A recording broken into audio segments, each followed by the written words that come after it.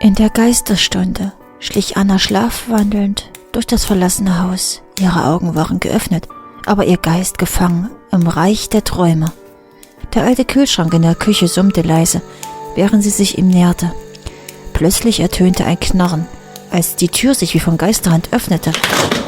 Ein eisiger Hauch strömte heraus, vermischte sich mit einer bedrohlichen Präsenz. Anna spürte kalte Finger, die ihre Handgelenke umklammerten, und ein Flüstern, das aus dem Kühlschrank zu kommen schien. Ein Schatten löste sich aus der Dunkelheit und zog sie in das eisige, dunkle Innere, wo sie eine kindliche Stimme fragte: »Willst du auch ein Pudding?«